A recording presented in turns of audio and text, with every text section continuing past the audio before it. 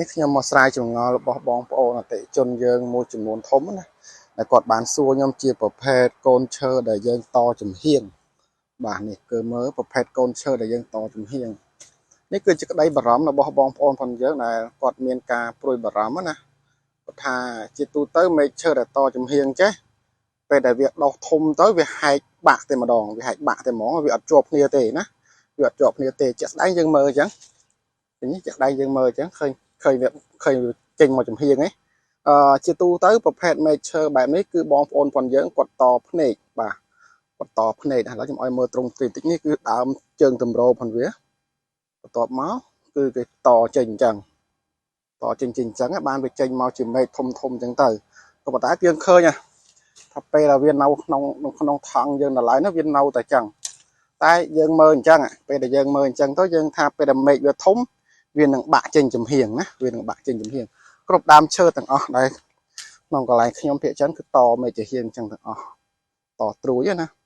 ឥឡូវយើងចង់ទៅមើលថាតើពេលដែលដើមវាធំនេះវានៅតែចំហៀងអញ្ចឹងឬក៏វាដុះសាច់ស្មើគ្នាពីអាចាស់នេះទៅឥឡូវយើងទៅមើលដើមដែលខ្ញុំបានដាំទាំងអស់គ្នាណាអូខេបាទឥឡូវនេះយើងមកស្រាវជ្រាវទាំងអស់គ្នាណាថាតើវា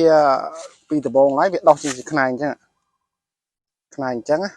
តើនៅពេលដែលដើមវាធំទៅវានឹងចេញរូបរាងរបៀបម៉េចណាអូខេឥឡូវយើងមើលទាំងអស់នេះឃើញទេអានេះគឺជាកន្លែងយើងតកន្លែងនេះគឺជើងតម្រោអានេះវិញគឺជាខ្នោពូជរបស់យើងបាទដើមផងវាមិនតាន់ជាធំណាស់ណាទេតែប្រប៉ិនកពួនជើងទេក៏ប៉ុន្តែបងប្អូនមើលសាច់វាចាក់ជាប់គ្នាហើយនេះគឺអាខ្នែងវាលូតចេញមកណា